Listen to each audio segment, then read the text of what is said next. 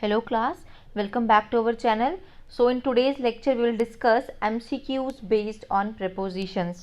हमने last lecture में अपना प्रपोजिशन का टॉपिक पढ़ा था और उसी टॉपिक को लेके आज हम कुछ MCQs लेके आए हैं जिनको हम वन बाय वन डिस्कस करेंगे, ठीक है ना। बहुत ही इजी है, आपको सिर्फ अपना कॉन्शियस माइंड को एक्टिव रखना है इस टाइम पे क्लास में। अगर फर्स्ट क्वेश्चन की हम बात करें तो क्वेश्चन लिखा हुआ है competitors dash the globe took part in the game. आपके सामने चार ऑप्शंस दिए हुए हैं आपको। एक लिखा हुआ है फ्रॉम, नेक्स्ट आपके सामने लिखा हुआ है over, then around and across. आपको एक करेक्ट वन को फिल करना है इस ब्लैंक के अंदर, ठीक है ना। अगेन मैं पढ़ती हूँ, competitors dash the globe took part in the game.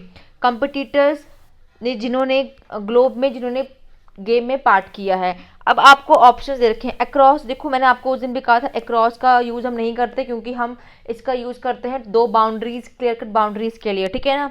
Same अगर हम नेक्स्ट ऑप्शन देखेंगे अपना यहाँ पे ओवर, ओवर का मतलब भी हम ज़्यादा के लिए यूज़ करते हैं तो वो यहाँ पर भी नहीं होगा। फ्रॉम अगेन यहाँ पर नहीं होगा, तो we are left with around. हर जगह से ग्लोब के है ना, तो यहाँ पे क्या आएगा हमारा अराउंड आएगा। आई होप क्लियर हुआ होगा आपको। Next we have eventually I persuaded her to comply dash my request. आपके सामने ऑप्शन दे रखे हैं at, with, from, of. At का यूज़ हम करते हैं प्रिसाइज टाइम को बताने के लिए, फिक्स टाइम को, फिक्स प्लेस को बताने के लिए, तो ऑब्वियसली हमारा ऑप्शन नंबर ए यहाँ पे नहीं होगा। देन वी हैव विद, हम विद को देख लेते हैं। उसके बाद फ्रॉम है, फ्रॉम भी हम यूज़ करते हैं ड्यूरेशन को बताने के लिए कि जब कोई टास्क फ्यूचर में शुरू होता है और फ्यूचर में कंटिन्यू होता है, तो यहाँ पर भी वो चीज़ नहीं आ रही है आपकी। Then we have of, of हम बताते हैं रिलेशन को यूज़ करने के लिए, है ना, वो भी यहाँ पे नहीं आ रहा है, तो वी आर लेफ्ट विद, तो हमारा ऑप्शन क्या रहेगा, विद रहेगा। ट्राई टू एलिमिनेट, आपको एग्जाम में भी एलिमिनेशन का रूल फॉलो करना है। जो आपको, उसका कहने का मतलब ये है मेरा कि जो आपको दिख रहे हैं कि नेगेटिव आंसर्स हैं जो सूट नहीं कर रहे, पहले उनको हटा दो अपने ऑप्शंस में से, ठीक है ना। और जब लास्ट के दो बचते हैं उसमें से कोई एक जो होता है वो आपका आंसर मेन होता है, ठीक है ना। तो try to eliminate.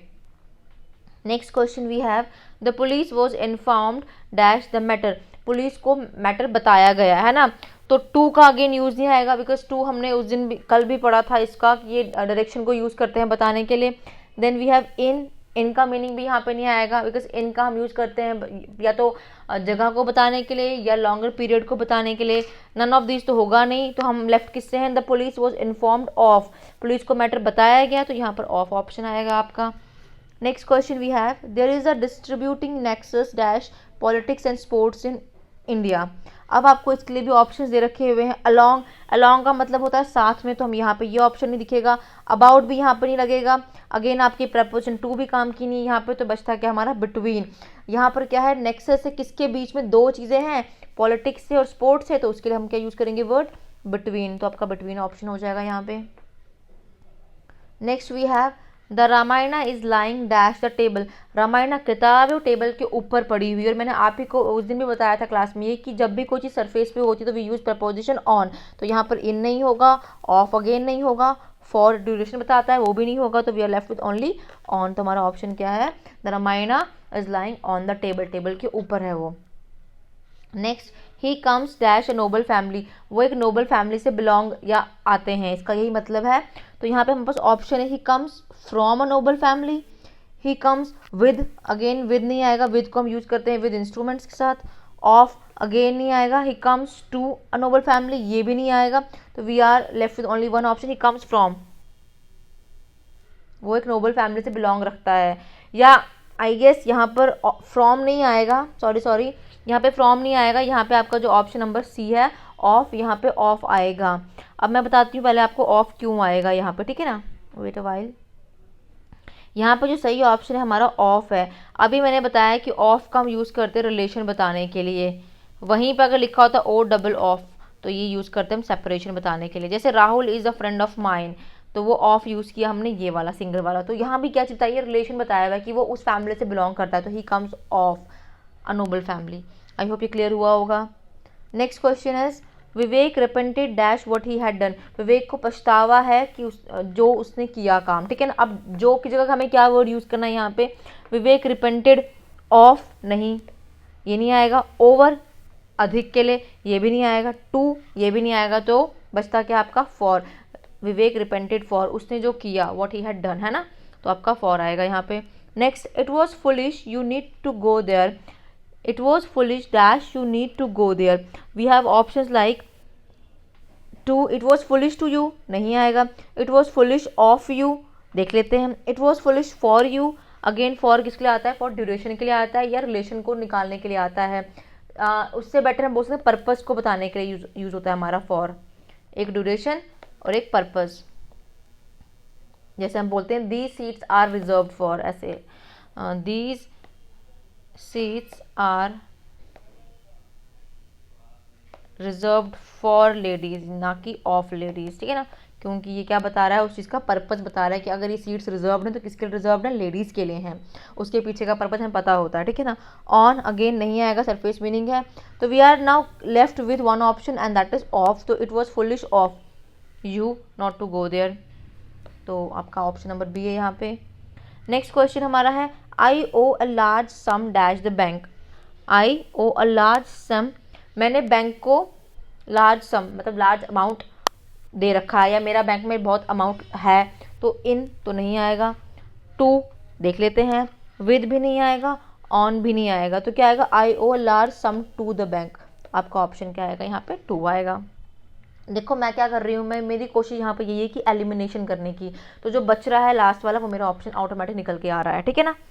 Next, Patna is dash the east of Allahabad, Patna east में है इलाहाबाद के, अब ऑन सरफेस मीनिंग यहाँ पे नहीं होगा, क्या फ्रॉम होगा, again from, Patna is from the नहीं है, Patna is at the east of Allahabad again नहीं है, क्योंकि हमने पीछे ही पढ़ा है कि जो एट है हम यूज़ करते हैं फॉर प्रिसाइज टाइम के लिए, फॉर फिक्स प्लेस के लिए, कोई चीज़ अगर रेस्ट पे है तब यूज़ करते हैं, और स्मॉल टाइम के लिए हम यूज़ करते हैं, तो बचा क्या, to, Patna is to the east of Allahabad. I hope ये क्लियर हुआ होगा आप लोगों को, तो ऑप्शन नंबर बी है आपका। Next, when we get ready for dinner comma I have to take my books dash the table, जब हम खाना खा के रेडी हो जाएंगे तो मुझे अपनी बुक्स टेबल से लेनी है, I have to take my books dash the table. अब ऑफ का मतलब क्या होता है, सेपरेट करना, तो ये तो नहीं होगा ना कि I have to take my book off the table, out the table मतलब बाहर निकालना, अगेन आउट भी नहीं होगा, ऑफ भी नहीं होगा, ये वाला ऑफ भी नहीं होगा, तो we are left with only from, तो यहाँ पे क्या आएगा, फ्रॉम आएगा। When we get ready for dinner I have to take my books from the table, मुझे टेबल से लेनी है, तो कहाँ से लेनी, किसके ऊपर से, टेबल के ऊपर से ना, तो यहाँ पे सेंस इसका फ्रॉम का, अगर कहा होता कि book is on the table तब ऑन लगता, तो वहाँ पे फ्रॉम नहीं लगता हमारा।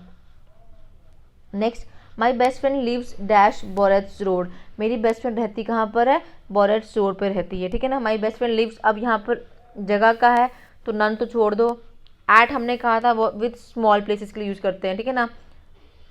माई best friend lives in Borets road, at with small places है ना, स्मॉल प्लेस हो गया, टाउन हो गया, कह लो विलेज हो गया, इन सब के साथ यूज़ करते हैं। इनका हम यूज़ करते हैं लार्ज सिटी प्लेस, जैसे I live in Jammu, I live in Jammu, मैं जम्मू में रहती हूँ। अब मैं जम्मू में कहाँ रहती हूँ, अगर वो लोकेशन दी होगी तो हम यूज़ करेंगे आई लिव एट तालाब तिल्लो इन जम्मू, तो छोटी प्लेस है तो मैंने एट लगा लिया, लेकिन यहाँ बोला कि मैं उस रोड पे रहता हूँ, तो यहाँ पे ऑप्शन क्या आएगा, on, my best friend lives on, मेरा बेस्ट फ्रेंड उस रोड के पास रहता है ना, तो ऑन बोरेट्स रोड, ठीक है, तो यहाँ पे ऑप्शन क्या आएगा आपका, ऑन आएगा। Next question we have, you must be back dash 4 o'clock, तुम्हें 4 बजे तक वापस आना है, तुम आने चाहिए, सेंस ये निकल के आ रहा ना, you must be back dash 4 o'clock, for नहीं आएगा, इन नहीं आएगा, टू नहीं आएगा, तो you must be back by, इतने बजे तक है ना, तो बाय यहाँ पे लग जाएगा। We are delighted that you will be working with us, welcome, हमें बहुत खुशी है कि तुम हमारे साथ वर्क कर रहे हो, ठीक है ना। वेलकम के आगे वेलकम इन नहीं आएगा, वेलकम टू नहीं आएगा, वेलकम फॉर नहीं आएगा, तो क्या आएगा, अबोर्ड आएगा यहाँ पे, तो क्या होगा, we are delighted that you will be working with us, welcome aboard, ठीक है ना। आई थिंक क्लियर हो गया होगा।